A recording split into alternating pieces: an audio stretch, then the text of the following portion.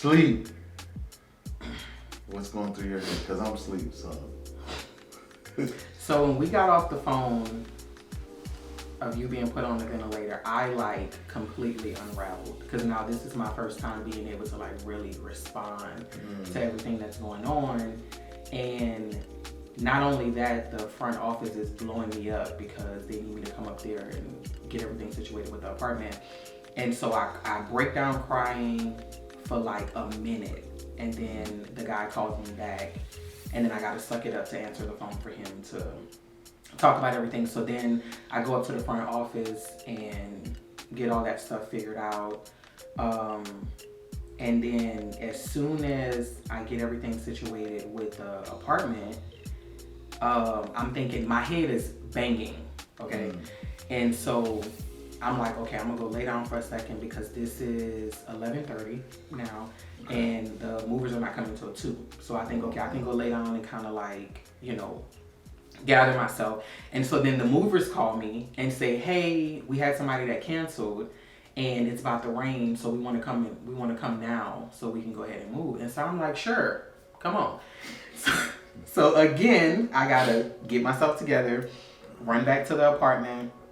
Victoria was here with the kids, and so I let her know, like, hey, you know, the movers are coming right now, so call Josh and tell him to come over.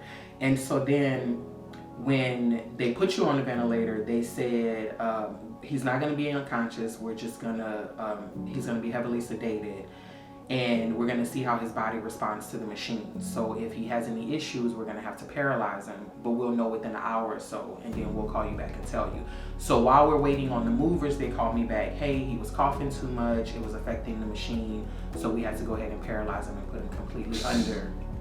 So it's like jab after jab, you know what I'm saying, in like a matter of 2 hours. Right. And so then I'm like, okay, so like, I don't have any information at this time, so I don't know, how do I check on you? When do I call back? Do I wait a couple of hours? Like, what do I do? And so they was like, and we're moving. And we're moving the day of. So they're like, we'll call you back in a couple of hours and let you know how he's doing, but as of right now, we're gonna go ahead and paralyze him. So the whole day, I think us moving that day kind of helped because it kept me busy.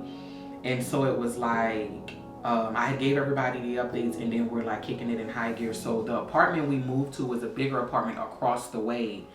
And even with the movers here, I'm packing the car because that's just how much I don't want to like sit still. So I'm packing stuff in the car and I'm driving back and forth. And Josh is fussing at me because he's like, why don't you let them do it? I was like, Josh, I just need to keep moving. So the actual move went pretty good because Josh handled everything. It was raining, but the movers moved really quick and we got everything situated. And I remember at the end of the day, once everything was settled, we were just sitting there talking, and he was like, you know, why don't you go ahead and rest? And I immediately started bawling, crying. And I was like, if I keep still, the thoughts are just gonna overwhelm me. So I literally put the whole couch set back together and rearranged the whole living room because I was like, the kids are asleep. I'm gonna just keep moving because, you know, it's just too much going on. And so, how long were you on the ventilator? Two and a half. So those were the longest 2.5 weeks of my entire life. And so, you know, the whole process started of me calling a couple of times a day to check on you, see how your calling in the morning to see how your night was, talking to the doctors and finding out like what's the process, what to expect, where does the numbers have to be. And I honestly just felt like I was in like a daze. Like this is happening, but it's not happening because I really don't know like what to do. Like they don't give you step by step, this is how you process, you know, this is what it is. It's just like you just kind of find out on a whim.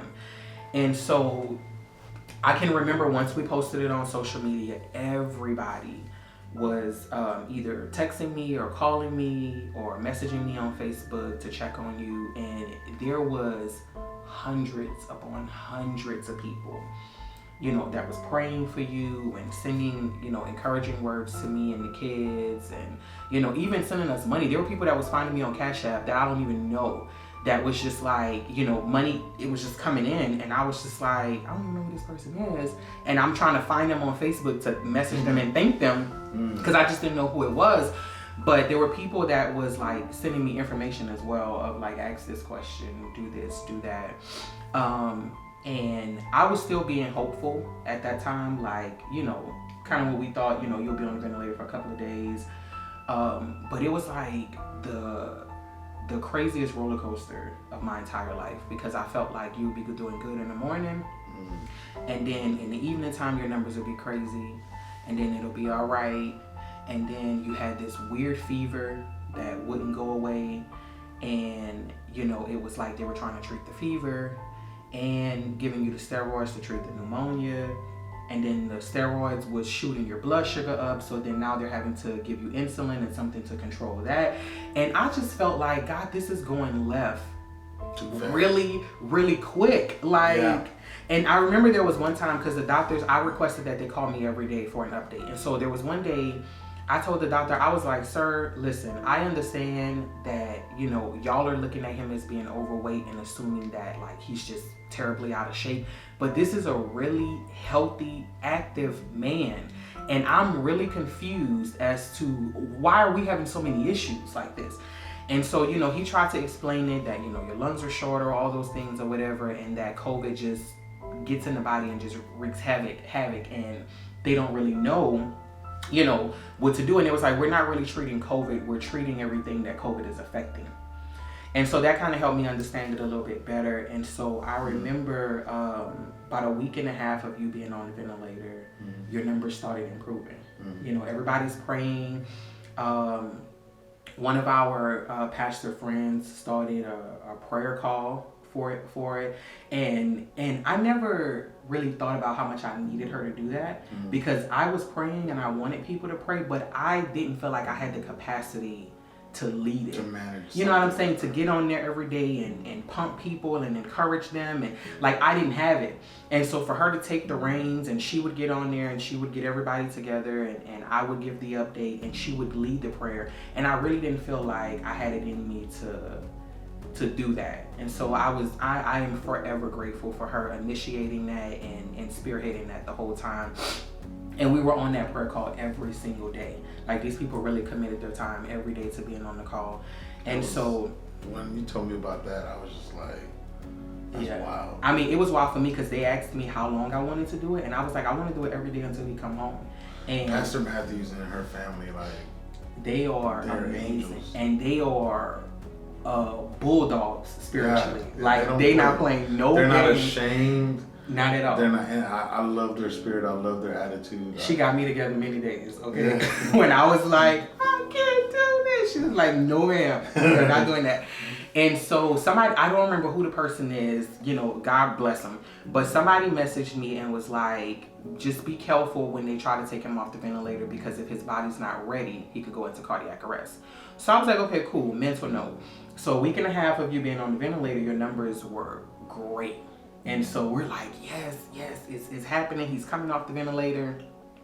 And so that night before they were going to take you off the ventilator, I had this moment where I was like, God, if he's not ready, don't let these people take my husband off the ventilator. And so the next morning they called me, and they're now back up. This whole time I'm not getting anything from God. He's not saying it's going to be okay, you know, just hang in there. Like, I'm not getting anything. And I mean, I'm praying, I'm fasting, I'm walking the floor, I'm researching scriptures, every scripture I could think of that relates to healing, and I ain't getting nothing. And I'm like, God, do you even hear me? Because again, it was going from bad to worse, and then it started getting better. So I'm thinking, okay, cool. And so I was like, God, if he's not ready to be taken off the ventilator, don't let them take him off. And so the next morning they called me, and it was like, we don't know what happened. You know, his numbers just shot up, so we don't think he's ready to come off the ventilator. And that was the first time that I feel like I ever was happy that God gave me a no. You know what I'm saying? Like, I remember running up and down the hallway screaming, hallelujah, thank you, God. And, you know, Jania's wondering, like, you know, what am I doing? Like, what's happening? Because all she sees is me crying. And she keeps, you know, asking me, you know, telling me that, you know, I'm always crying and she doesn't want me to be sad. And so I was like, I just needed to know he hear me. Yeah. I just need to know that he hear my prayer. And so I was like, cool. So I told everybody they're not taking him off the ventilator, but I told them about the prayer, which made everybody more encouraged that, okay, cool. So then the next week, your numbers are back going crazy. And so then they start talking about next steps. So they're like, you know, if he doesn't improve, we don't recommend. These people in these next steps. Listen, I was over it, okay? But they started talking about, they usually don't let people be on the ventilator more than 2 weeks. And if they're not progressing, then the next step is the trach. And they used the medical term tracheostomy. Is that how you say it? Sure. Tracheostomy. And I was like, what is that? I said, is that thing where y'all cut the neck? And she was like, yeah. I said, ma'am. I was like, no, okay? I said, are y'all gonna wake him up and explain to him that that's what y'all about to do? And she was like, no, we would just do it and then, you know, he would. And I said, so I'm gonna have to explain to him that what it is? I was like, oh no. And so she was like, well, it's not as invasive as it is right now. And she's explaining to me the whole process. And I'm like, no, not no, but heck no. So I remember getting on the phone with my sisters and telling them, you know, because I'm freaking out right now. Get on the phone with them and I tell them, you know, they're talking about putting the trach in his throat if, you know, he doesn't progress by next week. And immediately I got this vision of when we were trying to get pregnant with Jania, and we went to go talk to a fertility doctor because we thought something was wrong. And I remember them going over all the procedures, and I'm looking at you like I ain't doing none of that. And so I remember I got the flashback of that feeling of I'm not doing none of those things. By the time we come back, we're gonna be pregnant. Yeah, because that was just a consultation. Right. To then go home and decide what we want to do. What we wanted to start with. Well, then we had to go through tests and all that stuff. In 30 days. And so I was like, baby, next time we come back, we're gonna be pregnant because I'm not doing none of that. And this wasn't a shot to anybody that did have to do it. It was just in that moment for me, I was like, I don't want to do it.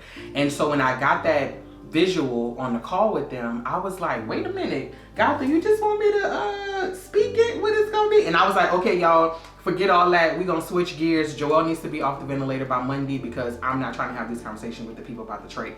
And so when I talked to them again, because they wanted me to make a decision so that way when that time came, they would just go ahead and do it. And I was like, listen, we're gonna keep praying and believing God that he's gonna be off the ventilator by Monday because they would have wanted to do the trach that Wednesday.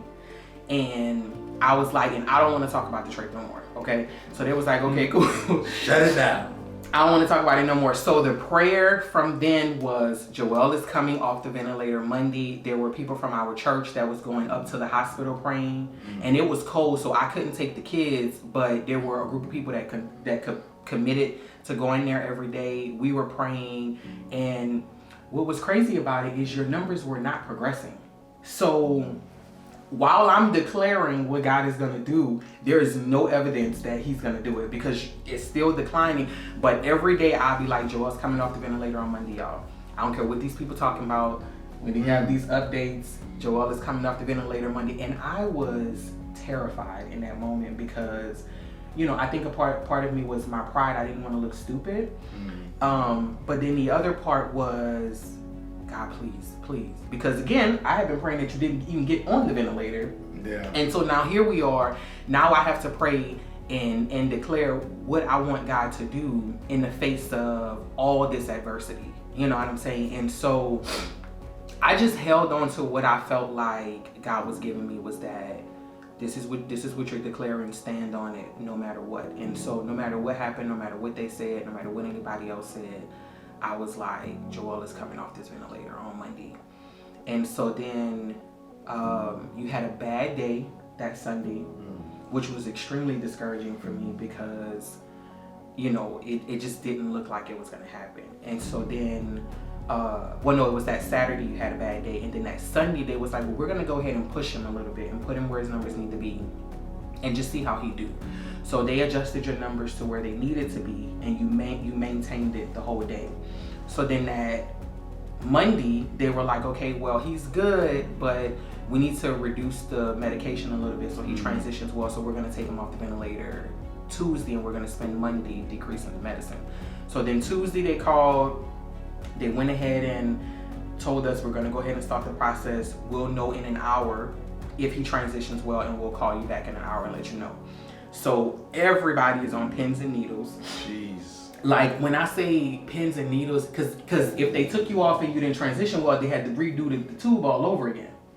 So I was just like, Lord, this is it right here. And then they took you off the ventilator. They called back in an hour, and they was like, he transitioned well, he's good. He's resting right now. He's really agitated. So we're gonna give him some time to let the medicine wear off before you can talk to him. And I don't even remember that. Right. I don't remember waking up. Really? No. I was just up. I know. That's crazy. And I remember getting off the phone with them, and it was like just this wail that came out of like wail / woosah / deep breath. It sounded like a real complicated Of something. like, oh my God, thank you, Jesus. And so me and Janaya, I told her, and we're running around the house jumping and shouting and stuff like that. Because I mean, she was super invested in it too. You know, there were moments where she would ask me like, Mom, am I still gonna have a dad? And you know, brave face. I'm like, girl, of course, yeah. You know, we're praying and believing God that He's gonna heal him. And I'm like, God, please don't let me have to explain that to her, because like, you know, you don't think about what people don't talk about, all the secret thoughts that they have in these type of moments. And so you think about, what does this look like for your kids? You know what I'm saying? Our son is 1, and so I'm like, he's not gonna remember his dad at 1. All he's gonna have is videos and pictures.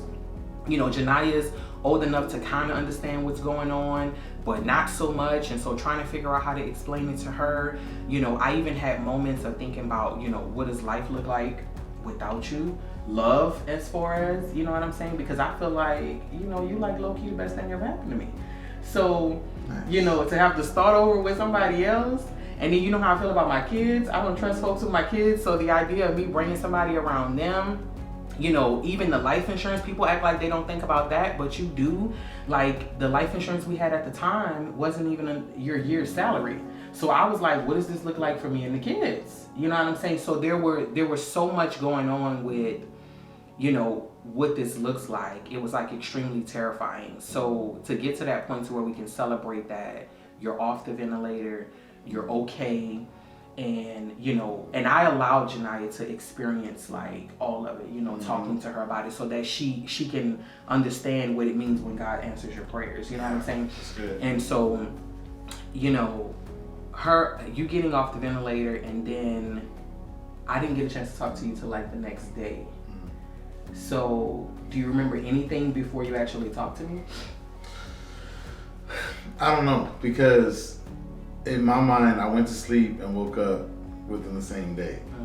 So That has to be crazy. The 2.5 week gap plus whatever time frame between us talking is still super foggy. I remember some of the FaceTime conversations, and I couldn't talk yet. And so I remember like, I wanted to go to the bathroom. I needed to poop. Oh, I remember that. But I couldn't say it. And I was trying to get y'all off FaceTime and the nurse to leave me alone so I can poop in peace. And you drew 2 little circles. I guess that was supposed to be poop. I guess. He was trying to draw to tell us, dry erase board. to tell us what he wanted. I'm on FaceTime and she's in there, and we couldn't figure it out. And she was like, "Let me get off the phone. Let me try to figure out what he needed, and I'll call you." I remember being really annoyed. Oh yeah, you were. I was like, why is he being frustrated? But once I figured out it was because you had to poop, I was like, oh yeah, because he don't like being bothered in the bathroom. So it made so much sense. I had to poop in a freaking bedpan because, again, I don't know that I have muscle atrophy at the time, that I can't walk. How did you find out you couldn't walk? I fell. They didn't really break it. If they did break it down to me, I don't remember. But I don't feel like they ever like told me, hey brother, you can't walk. I'm like, I just want to go to the bathroom.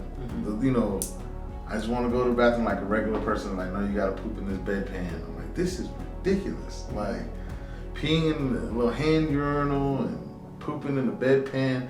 It took me a while to get that poop out because it was like, it's not normal. You're not supposed to poop like that. And people say you was giving them a hard time when you woke up. What was I doing? You was just talking crap and you wouldn't cooperate. But I think it's because you weren't aware of like what was going on. I wish they had captured that. I would have loved to. Because I was like, ma'am, can you put that phone by his ear and let me talk to him real quick? I wish I could have seen myself because it was probably funny. I'm pretty sure it was. You know, because I don't try to give people a hard time. No, not intentionally. And so, I remember always trying to break out of them straps. I think that's probably what they were talking about. Because I was determined to get out of them straps and go to the bathroom. And one of the times I actually made it out of the straps and tried to stand up and immediately found out, oh, you can't walk. I can't walk. What the heck? I came in here because I had COVID. Why can't I not walk? I remember laying on the floor like, this don't make no kind of sense. Like, what does my legs have to do with COVID? You know? But I don't know what muscle atrophy is. I don't know what drop foot is. And still didn't realize it for a while because we thought it was, I started getting the pain in my leg. So they thought it was a fracture. So they gave me 1,000,000 x-rays. It wasn't. Then we thought it was gout. Wasn't that, but they gave me a bunch of medication for gout. All kind of intense medication that didn't do anything for the pain. But I think some of the funniest stuff was though, like the first day I got to see you face to face, which was on your birthday. So this is December 18th. Joel, you don't have COVID no more. We're moving you to another room. Your wife's gonna come see you. Well, between the time I woke up and to the 18th, I had 1,000,000 hallucinations that I felt were real life stories. Moments I felt like I would. Like when I found out you were coming, I was like, oh, she's gonna save my life. Because I had been kidnapped and trapped in this hospital. I had been in this hospital for 8 months. They said I was in an accident or something like that. Car wreck, and I had escaped like 3 times and got drugged back every time. The CEO of the hospital and his son was out to kill me. Not really. This is a total hallucination. But I thought it was real. I thought I went into space. Remember? When you dropped off that phone, I was like, this is not my phone. Then people was tracking me and we went into space and that was a whole ordeal. Yeah, I remember them telling me you told them to turn it off. I said, I stood up all night making that playlist.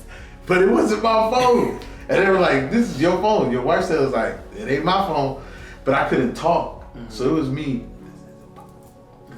And so I remember putting the phone in the lady's face and be like, dang. She's like, that's not mine. It's not mine either. Like, I was irritated about that whole situation. Of course, later on I found out that was Julia's old phone. And you set up that playlist and I appreciate you so much. But I was high. Okay. I was super high. This is a whole other my kind of... feelings is really hurt. I know. Were they hurt more about the music or me telling you that I married some other chick that had kids? My feelings was more hurt about the music. Because the other stuff was like, I knew it was a hallucination. She walked into my room on the 18th. First time seeing you. First time seeing you face to face, and I was like, babe, I got something to tell you. I'm really sorry. But somehow I married some other chick. She got kids, and she tried to say this last kid is mine. But I told her she was lying because I ain't had sex with nobody since I've been married. And we would have had to have sex in June, so that didn't happen. And you looked at me like, and I went on to tell you other stuff that I busted up a ring of crooked nurses and got them all caught. And we was on Google trying to find the story. Yeah, I mean, you were very passionate about those stories. They were very believable. To the point to where I had to Google these events to make sure, to prove to him that none of this stuff happened. And he was like arguing with me, like getting mad. And I'm a very like, I guess straightforward, I'm gonna address the elephant in the room. And so there was a moment where he was laying in the bed and I linked over and I was like, none of that happened. I remember that. None of it. I was like, shit. And his face was like, I was hurt. My feelings was hurt. Like it's like it looked like your feelings was hurt / you was confused. I was definitely confused. The strongest emotion I felt during all that was confusion. I'm like, why do I feel because I remember the emotions that I felt with these hallucinations, and then to like realize like, oh, these hallucinations happened within 2 days, a day or two. There wasn't even a long period of time, but there was so many of them, so vivid. I almost died in one, freezing to death. You know, and it didn't happen.